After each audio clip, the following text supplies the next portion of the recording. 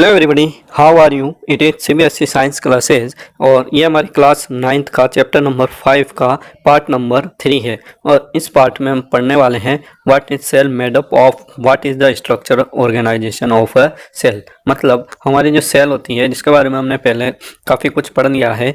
हमारी जो सेल होती है, it is the structural and functional unit of life, ये हमने पढ़ा है। तो हमारी जो बेसिक यूनिट है सेल, ये किसकी बनी होती है और इसमें क्या क्या चीज़ें पाई जाती हैं, इसका स्ट्रक्चरल ऑर्गेनाइजेशन क्या है, इसकी संरचना कैसी होती है, इसके बारे में हम यहाँ पर पढ़ने वाले हैं। तो चलिए शुरू करते हैं। We saw above that the cell has special components called organelles। हमने ऊपर पढ़ा है कि सेल के अंदर कुछ कंपोनेंट्स होते हैं, कुछ बॉडीज होती हैं, जिनको हम ऑर्गेनिल्स या सेल ऑर्गेनिल्स कहते हैं, कोशिका अंगक कहते हैं। How is a cell organise, cell का संगठन क्या होता है, वह किस तरह से ऑर्गेनाइज्ड होती है, इसके बारे में आगे पढ़ेंगे। If we study a cell under a microscope we would come across 3 features in almost every cell. तो यदि हम सेल को स्टडी करने के लिए उसको माइक्रोस्कोप में देखते हैं तो उसमें हमें कम से कम 3 चीज़ें हमेशा दिखाई देती है हर प्रकार की सेल में। Plasma membrane, nucleus and cytoplasm, ये 3 चीज़ें ऐसी हैं जो हर सेल में मौजूद होती हैं। इनके अलावा और भी चीज़ें होती हैं, तो कुछ चीज़ें किसी सेल में प्रेजेंट भी हो सकती हैं और किसी में एब्सेंट भी हो सकती हैं। लेकिन ये चीज़ें plasma membrane, nucleus and cytoplasm, ये हर सेल में प्रेजेंट होती है। All activities inside the cell and interaction of the cell with its environment are possible due to this features. Let us see how.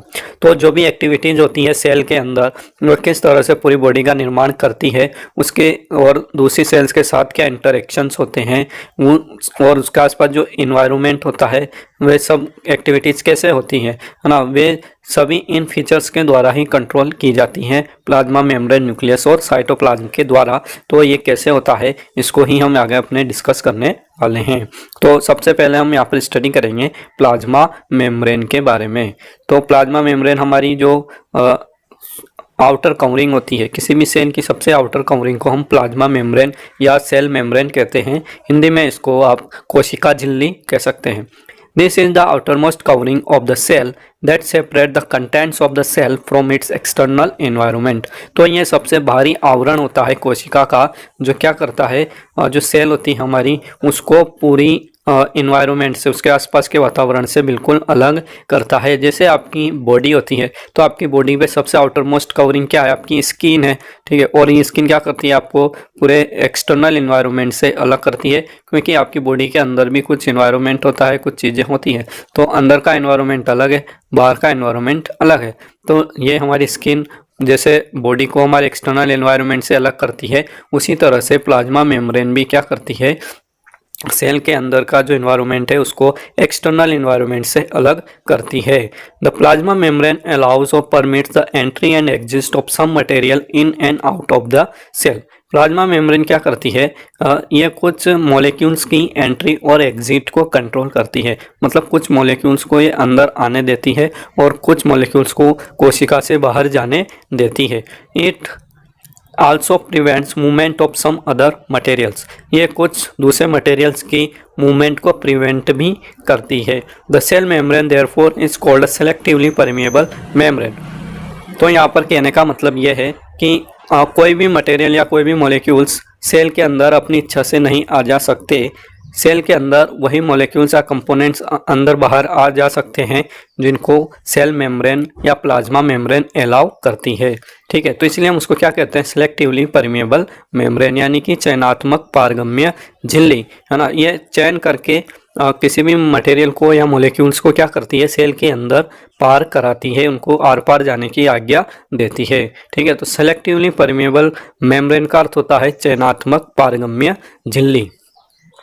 How does the movement of substances takes place into the cell. तो ये जो movement होता है हमारे substances का cell के अंदर, ये कैसे होता है। How do substance move out of the cell, कोशिका से किसी भी सबस्टेंस को बाहर निकलना है तो वे कैसे निकलते हैं। Some substances like carbon dioxide or oxygen can move across the cell membrane by a process called diffusion. कुछ पदार्थ होते हैं जैसे कि कार्बन डाइऑक्साइड होती है, हमारी गैस होती है, और ऑक्सीजन होती है। ये सेल के मेम्ब्रेन के अक्रॉस मूव करते हैं, उसके अंदर बाहर आते हैं सेल में। तो जिस प्रोसेस के द्वारा अंदर बाहर आते हैं उसको हम कहते हैं डिफ्यूजन। ठीक है, डिफ्यूजन का मतलब होता है विसरण। We have study the process of diffusion in earlier chapters, और इसको हमने अपने चैप्टर नंबर 2 में पहले पढ़ा है, डिफ्यूजन क्या होता है। We saw that there is a spontaneous movement of a substance from a region of high concentration to a region where its concentration is low। तो इसमें हम क्या देखते हैं कि डिफ्यूजन में एक स्पॉन्टेनियस मूवमेंट होता है। स्पॉन्टेनियस का मतलब होता है अपने आप, जो कि अपने आप चलता रहता है। ऐसे मूवमेंट को क्या कहते हैं हम, स्पॉन्टेनियस मूवमेंट। तो किसी जगह पर यदि किसी पदार्थ का कंसंट्रेशन ज़्यादा होता है, कंसंट्रेशन मतलब उसकी सांद्रता, उसका घनत्व, किसी जगह पर उसकी मात्रा यदि ज़्यादा है तो हम क्या कहते हैं, हाई कंसंट्रेशन। और वह किस तरफ मूव करता है, जिधर उसका कंसंट्रेशन क्या होता है, कम होता है। तो जैसे कि हम गुब्बारे के अंदर हवा को भर देते हैं तो क्या होता है, उसके अंदर गुब्बारे के अंदर आपकी एयर एक कंप्रेस्ड फॉर्म में आ जाती है और उसकी वहाँ पर कंसंट्रेशन बढ़ जाती है। तो आप जैसे ही गुब्बारे का मुंह खोलेंगे हवा प्रेशर के साथ बाहर निकलेगी। तो इसका मतलब क्या है, वह हाई कंसंट्रेशन से लो कंसंट्रेशन की तरफ मूव कर रही है। आपने पानी में गिलास भर के रखा है, ठीक है, वहाँ पर उसका कंसंट्रेशन ज़्यादा है। अब जैसे ही आप पानी को नीचे डालेंगे तो वह फैलना शुरू करेगा, मतलब उसके हाई कंसंट्रेशन से लो कंसंट्रेशन की तरफ जाएगा। तो इसी को हम क्या कहते हैं, डिफ्यूजन या विसरण कहते हैं। आप एक कमरे में एक कोने में अगरबत्ती जलाते हैं, ठीक है, तो वह अगरबत्ती की खुशबू आपको दूसरे कोने में भी आ जाती है। तो वह कैसे आती है, वह इसी डिफ्यूजन के प्रोसेस के द्वारा आती है। उसके जो मॉलिक्यूल्स होते हैं अगरबत्ती में, जो मॉलिक्यूल्स होते हैं, जैसे ही वह जलते हैं खुशबू उत्पन्न करते हैं और दूसरे कोने में भी डिफ्यूजन के द्वारा पहुंच जाते हैं। Something similar to this happens in cells when, for example, substances like CO2, which is cellular waste and requires to be excreted out by the cell, accumulates in high concentration inside the cell।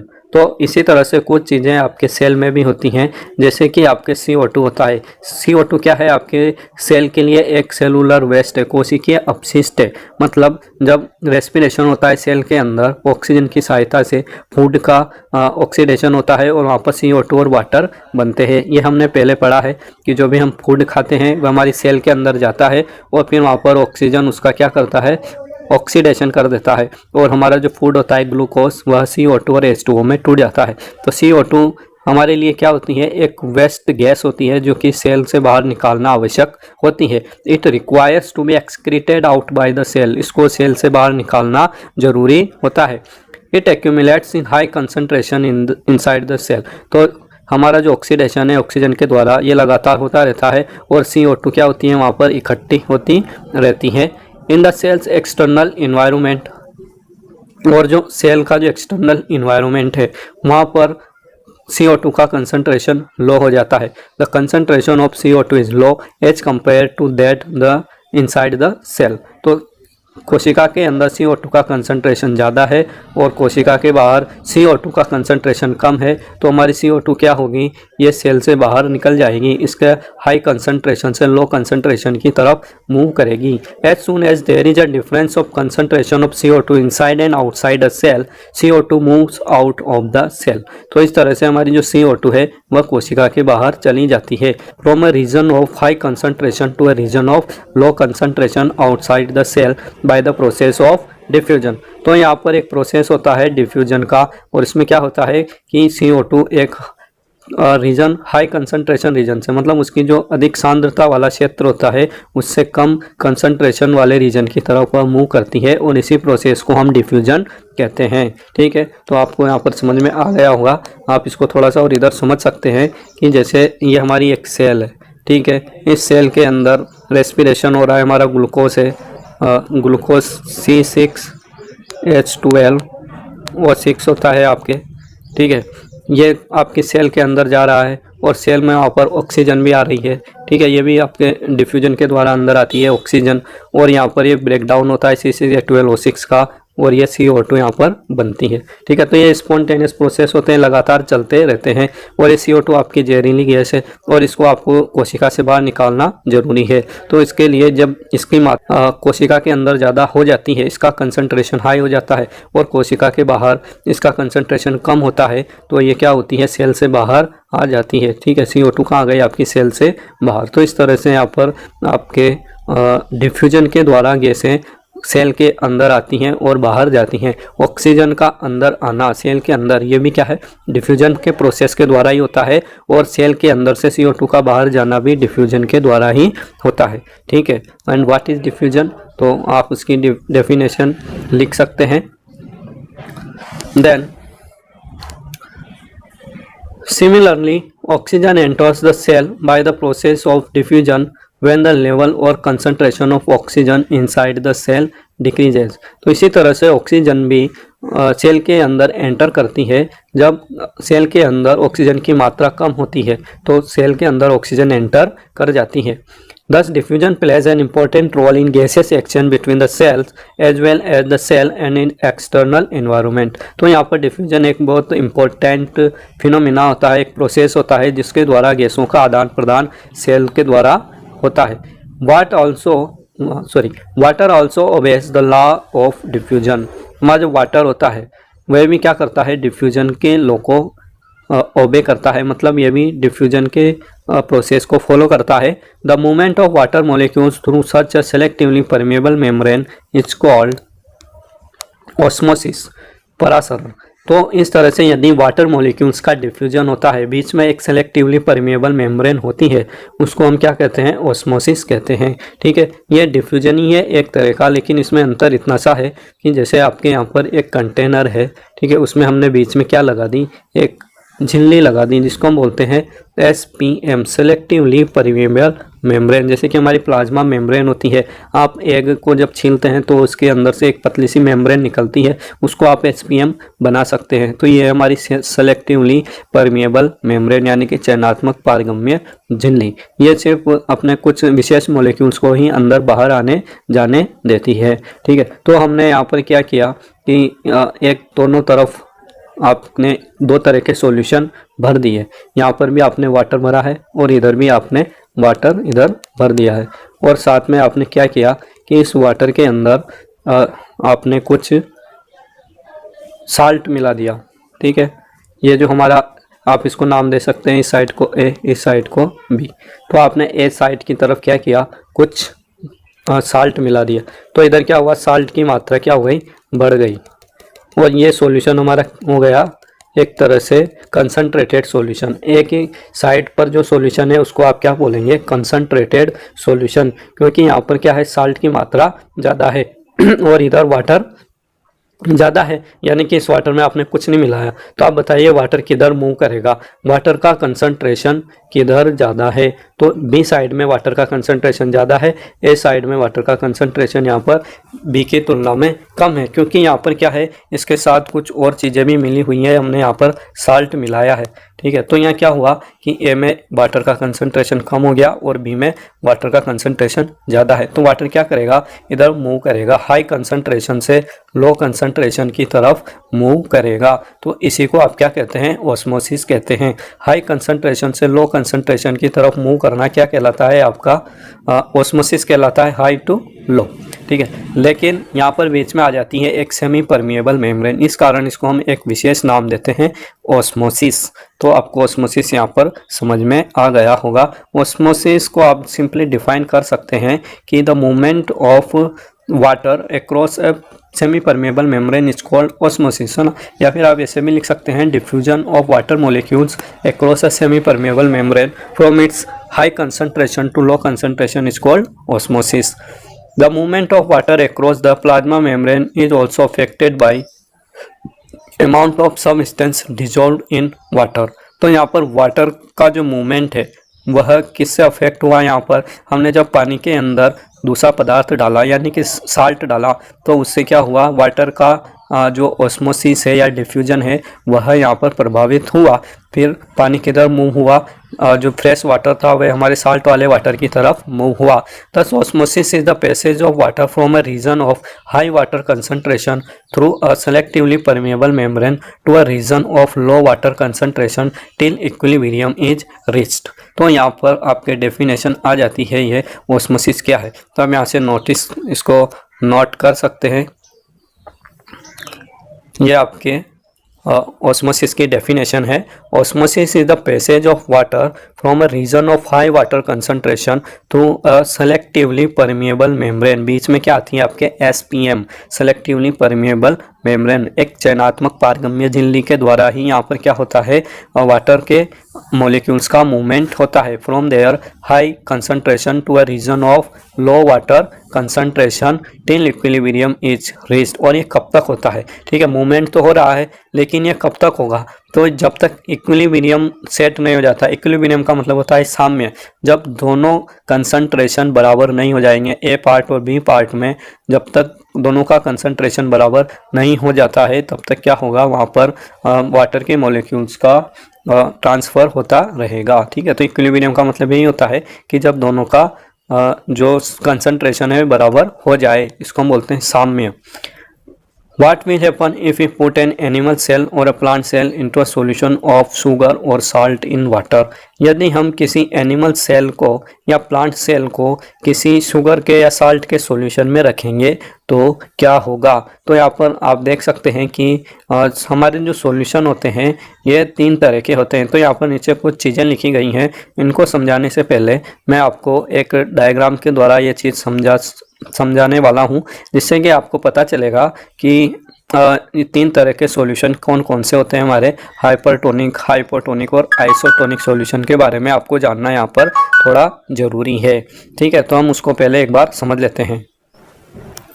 तो यहाँ पर हम 3 container ले लेते हैं। ये हमारे पास 3 container है या बीकर हैं 3, इसको हम नाम दे देते हैं ए, बी और सी। साथ में हमारे पास यहाँ पर एक सेल है, ठीक है। ये हमारी प्लांट सेल या एनिमल सेल कुछ भी हो सकती है। तो यह सेल है, एक लिविंग सेल है और इसके अंदर क्या होगा, कुछ ना कुछ कंसंट्रेशन होगा। इसके अंदर जो वाटर और दूसरे मॉलिक्यूल्स भरे हुए हैं उनका क्या होगा, यहाँ पर कुछ ना कुछ कंसंट्रेशन होगा। इसके अंदर जो साइटोप्लाज्म भरा है, जीव द्रव्य भरा है, उसका कुछ ना कुछ यहाँ पर कंसंट्रेशन होगा।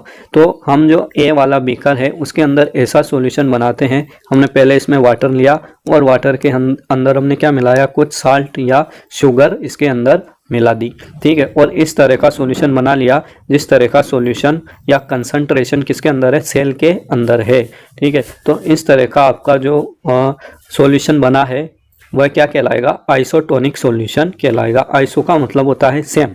तो ये एक कंटेनर में या ए बीकर में जो सॉल्यूशन है वह सेल के कंसंट्रेशन के बिल्कुल बराबर है, इसलिए आप इसको क्या कहेंगे, आइसोटोनिक सॉल्यूशन। और ये हमारा बी वाला कंटेनर है, इसके अंदर भी हमने वाटर लिया और इसमें साल्ट या शुगर हमने डिजोल्व किया, लेकिन वह इस तरह से किया या इस मात्रा में किया कि इसका जो कंसंट्रेशन है, सेल का कंसंट्रेशन ज़्यादा है और बी कंटेनर का कंसंट्रेशन कम है, ठीक है। तो इसमें आप क्या कहेंगे, इसको हाइपोटोनिक सॉल्यूशन कहेंगे, ठीक है। इसी तरह से आपका सी कंटेनर है, सी कंटेनर में भी आपने क्या किया, वाटर लिया और उसके अंदर साल्ट या शुगर डिजोल्व किया, लेकिन ये इसका जो कंसंट्रेशन है वह सेल के कंसंट्रेशन से ज़्यादा है। इसमें आपने बहुत अधिक मात्रा में क्या किया, साल्ट और शुगर डाला है, कुछ ज़्यादा ही मात्रा में डाल दिया, तो क्या होगा, ये एक अन्य प्रकार का सॉल्यूशन बन जाएगा जिसे आप कहेंगे हाइपरटोनिक सॉल्यूशन, ठीक है। तो हमने यहाँ पर 3 सॉल्यूशन प्राप्त किए, आइसोटोनिक जो कि सेल के कंसंट्रेशन के बराबर है, हाइपोटोनिक सॉल्यूशन जिसमें आपका कंसंट्रेशन सेल के कंसंट्रेशन से कम है, और हाइपरटोनिक सॉल्यूशन जिसमें इसका सॉल्यूशन आपके सेल के कंसंट्रेशन से काफ़ी अधिक है। तो हम क्या करेंगे, अब इन तीनों तरह के सॉल्यूशन में इस सेल को डालकर देखेंगे और ये पता लगाएंगे कि सेल के साथ क्या होता है ना, वाटर किधर मूव करता है। तो आपको पता है, हमने अभी ऑस्मोसिस में पढ़ा है कि वाटर की जो झिल्ली होती है, सेल की जो झिल्ली होती है वह कैसी होती है, सेलेक्टिवली परमेबल मेम्ब्रेन होती है, एसपीएम होती है, सेलेक्टिवली परमेबल मेम्ब्रेन। तो जब हमारे वाटर इसके अंदर एंटर करेगा ठीक है। तो कब एंटर करेगा, जब बाहर का जो कंसंट्रेशन है वाटर का ज़्यादा होगा, सेल के अंदर जो वाटर है उसका कंसंट्रेशन कम होगा और बाहर जो वाटर है उसका कंसंट्रेशन ज़्यादा होगा, तब क्या होगा, हमारी सेल में वाटर एंटर करेगा। ठीक है। तो वह कंडीशन हमारी बी वाली बीकर में मौजूद है। मतलब बी में क्या है, सेल से कम कंसंट्रेशन है। ठीक है। बी का कंसंट्रेशन जो आपके हाइपोटोनिक सॉल्यूशन है, इसमें वाटर ज़्यादा है, साल्ट कम है, तो इसमें वाटर की मात्रा ज़्यादा है in comparison to this cell. तो वाटर क्या होगा, इसके अंदर एंटर करेगा और इसको हम अभी और अच्छे से बाद में समझने वाले हैं। तो आपने जैसे कि हमने देख लिया कि हाइपरटोनिक, हाइपोटोनिक और आइसोटोनिक सॉल्यूशन क्या होते हैं। तो हमने इस तरह से कोई भी सॉल्यूशन बना लिया और उसके अंदर एनिमल सेल और प्लांट सेल को उसमें डाल दिया और फिर देखते हैं कि उनमें से क्या होता है। If the medium surrounding the cell has higher water concentration than the cell, meaning that the outside solution is very dilute, है ना। तो यहाँ पर क्या है कि यदि आपकी कोशिका के अंदर जो कंसंट्रेशन है उससे कम कंसंट्रेशन बाहर है और उसमें वाटर ज़्यादा है, ठीक है, वह कैसा मीडियम है, वहाँ पर वाटर का कंसंट्रेशन सेल में जो वाटर है उसके कंसंट्रेशन से ज़्यादा है, यानी कि यहाँ पर आपके हाइपोटोनिक सॉल्यूशन की बात हो रही है। तो यहाँ पर सेल क्या करेगी, यहाँ पर वाटर गेन करेगी। गेन करना मतलब होता है प्राप्त करना। तो यहाँ पर सेल के अंदर वाटर घुस जाएगा ऑस्मोसिस के द्वारा। Such a solution is known as hypotonic solution. तो ऐसा सॉल्यूशन क्या कहलाता है, हमारा हाइपोटोनिक सॉल्यूशन कहलाता है। Water molecules are free to pass across the cell membrane in both direction. हमारे जो वाटर मॉलिक्यूल्स होते हैं वे सेल मेम्ब्रेन में दोनों डायरेक्शन में जा सकते हैं, मतलब वे अंदर भी आ सकते हैं और अंदर से बाहर भी जा सकते हैं। But more water will come into the cell than will leave. लेकिन यहाँ पर जब हाइपोटोनिक सॉल्यूशन में हम इसको रखते हैं तो यहाँ पर वाटर जो अंदर आएगा ना उसकी मात्रा ज़्यादा होगी वनिस्पत कि जो वाटर इसके अंदर से बाहर जाएगा। ठीक है। The net overall result is that water enters the cell is likely to swell up. तो यहाँ पर ओवरऑल जो रिजल्ट होगा वह ये होगा कि वाटर के अंदर जब ज़्यादा मात्रा में पानी एंटर करेगा तो सेल जो है वह स्वेल हो जाएगी, मतलब वह फूल जाएगी, फूल कर बड़ी उसका आकार हो जाएगा, उसके अंदर पानी भर जाएगा। तो हाइपोटोनिक सॉल्यूशन में रखने पर क्या होता है, सेल फूल जाती है या स्वेलिंग हो जाती है। तो और यहाँ पर दूसरी कंडीशन क्या हो सकती है, सेकंड पॉइंट में हम पढ़ते हैं। If the medium has exactly the same water concentration as the cell. आपके बीकर में जो आपने वाटर लिया है उसमें साल्ट या शुगर डाला है, उसका कंसंट्रेशन आपके सेल के कंसंट्रेशन के बिल्कुल सेम है। There will be no net movement of water across the cell membrane. तो यहाँ पर वाटर का बिल्कुल भी मूवमेंट नहीं होगा, ना तो वाटर सेल के अंदर आएगा और ना ही सेल के बाहर जाएगा। Such a solution is known as isotonic solution. ऐसे सॉल्यूशन को आप क्या कहेंगे, आइसोटोनिक सॉल्यूशन कहेंगे। Water crosses the cell membrane in both direction. यहाँ पर वाटर का मूवमेंट होगा, सेल के अंदर वाटर भी जाएगा और सेल के अंदर से वाटर बाहर भी जाएगा। But the amount going is in the same as the amount going out. लेकिन जो जितनी मात्रा में पानी अंदर जाता है सेल के उतनी मात्रा में पानी बाहर भी आता है। So there is no overall movement of water. तो यहाँ पर वाटर का ओवरऑल मूवमेंट जो होता है वो हम क्या कहते हैं कि जीरो है, मतलब सेल पर यहाँ पर कोई फर्क नहीं पड़ेगा। The cell will stay the same size. और हमारी जो सेल है वह क्या होगी, जिस आकार की पहले थी उसी आकृति में वह रहेगी। और हम क्या कहेंगे कि ये जो हमारा आइसोटोनिक सॉल्यूशन है इसमें रखने पर सेल की आकार या आकृति में कोई फर्क नहीं पड़ता है, यानी वाटर का मूवमेंट नहीं होता है। और हमारी जो तीसरी कंडीशन है यहाँ पर हाइपरटोनिक सॉल्यूशन वाली, उसको हम देख लेते हैं। If the medium has a lower concentration of water than the cell. यानी कि हमने जो मीडियम बनाया है बाहर बीकर में उसमें साल्ट ज़्यादा है और वाटर का कंसंट्रेशन कम है, ठीक है, और आपकी जो सेल है उसके वाटर के कंसंट्रेशन से उसका वाटर कंसंट्रेशन बहुत कम है, meaning that there is a very concentrated solution. और हमने बाहर जो सॉल्यूशन बनाया है वह बहुत कंसंट्रेटेड है, उसमें साल्ट या शुगर की मात्रा बहुत ज़्यादा है in comparison to our cell. The cell will lose water by osmosis. तो यहाँ पर सेल क्या करेगी, ऑस्मोसिस के द्वारा वाटर लूज करेगी, उसका पानी जो है वह बाहर निकलेगा। Such a solution is known as hypertonic solution. और इस तरह का सॉल्यूशन क्या कहलाता है, हमारा हाइपरटोनिक सॉल्यूशन कहलाता है।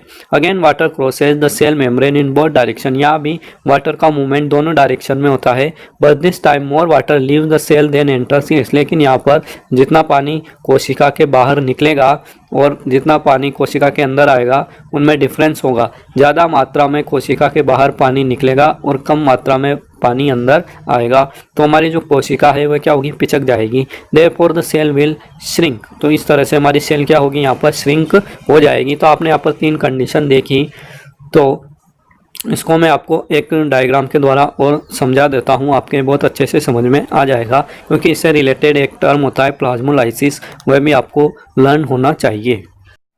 तो यहाँ पर आप देख सकते हैं हमने 3 तरह के सॉल्यूशन यहाँ पर बनाए थे, हाइपरटोनिक सॉल्यूशन, हाइपरटोनिक सॉल्यूशन और आइसोटोनिक सॉल्यूशन।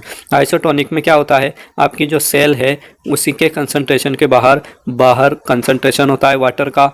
हाइपरटोनिक सॉल्यूशन में क्या होता है, सेल के अंदर वाटर का कंसंट्रेशन ज़्यादा होता है और बाहर वाटर का कंसंट्रेशन कम होता है। और हाइपरटोनिक सॉल्यूशन में क्या होता है, बाहर वाटर का कंसंट्रेशन यहाँ पर ज़्यादा है और सेल के अंदर वाटर का कंसंट्रेशन कम है। तो आप देख सकते हैं कि हाइपरटोनिक सॉल्यूशन में बाहर का पानी सेल के अंदर ज़्यादा आ रहा है और सेल क्या हो रही है, यहाँ पर फ्लैसिड हो रही है, स्वेल हो रही है। स्वेल मरना मतलब फूल जाना, यहाँ पर उसको सूजन आ रही है, वह फूल रही है। Net water gain, cell swells. Hypertonic solution में सेल क्या होती है, हमारे फूल जाती है। और साथ ही हाइपरटोनिक सॉल्यूशन में आपके जहाँ पर बाहर कोशिका के बाहर वाटर का कंसंट्रेशन कम है, कोशिका के अंदर ज़्यादा है, तो यहाँ क्या होगा, वाटर कोशिका से बाहर निकल जा रहा है और जो पानी बाहर निकल रहा है उसकी मात्रा ज़्यादा है और जो पानी अंदर आ रहा है उसकी मात्रा कम है। तो अंततः हमारी जो कोशिका होती है वह क्या हो जाती है, श्रिंक हो जाती है। Net water loss the cell will shrink, इस तरह से हमारी कोशिका क्या होती है, यहाँ पर श्रिंक हो जाती है, उसकी आकृति बिगड़ जाती है। और यदि हम आइसोटोनिक सॉल्यूशन में रखते हैं जहाँ अंदर और बाहर वाटर का जो कंसंट्रेशन है वह बिल्कुल सेम है, तो क्या होगा कि सेल पर कोई फ़र्क नहीं पड़ेगा, जितनी मात्रा में पानी बाहर गया उतनी मात्रा में पानी अंदर भी आया।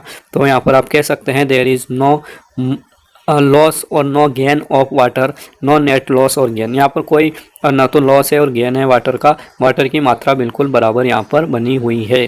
ठीक है, तो आप इस तरह से इसको समझ सकते हैं तीनों सॉल्यूशन में। और आपकी ये जो कंडीशन होती है हाइपरटोनिक सॉल्यूशन में, सेल को रखने पर जब वह पिचक जाती है तो हम इसको बोलते हैं प्लाज्मोलाइसिस। ठीक है, इसको आप अच्छे से लर्न कर लें। प्लाज्मोलाइसिस का मतलब क्या होता है कि जब आप एक हाइपरटोनिक सॉल्यूशन में सेल को रखते हैं तो वह पिचक जाती है, यानी कि उसका जो वाटर है वह बाहर निकल जाता है और उसकी जो प्लाज्मा मेम्ब्रेन होती है वह सिकुड़ जाती है, तो इसको हम कहते हैं प्लाज्मोलाइसिस। ओके, तो हम वापस आ जाते हैं अपनी टेक्स्ट बुक पर। आपने देखा किस तरह से हाइपरटोनिक और आइसोटोनिक सॉल्यूशन में रखने पर सेल बिहेव करती है। Again water crosses the cell membrane in both direction, हमने पढ़ लिया था। Thus osmosis is a special case of diffusion through a selectively permeable membrane. तो इस तरह से हमने देखा कि ये जो हमारा यहाँ पर वाटर का मूवमेंट हो रहा है इसको हम ऑस्मोसिस कहते हैं। लेकिन ऑस्मोसिस भी क्या है, एक तरह का डिफ्यूजन है जिसमें वाटर के मॉलिक्यूल्स हाई कंसंट्रेशन से लो कंसंट्रेशन की तरफ मूव करते हैं और वहाँ पर बीच में क्या होती है, एक सेलेक्टिवली परमिएबल मेम्ब्रेन होती है। Now let us try out the following activity. अब यहाँ पर हम एक एक्टिविटी करके देखेंगे। ठीक है, तो अभी हमारा जो पार्ट है वीडियो काफ़ी लंबा हो रहा है, तो हम इस एक्टिविटी को अपने नेक्स्ट पार्ट में करने वाले हैं।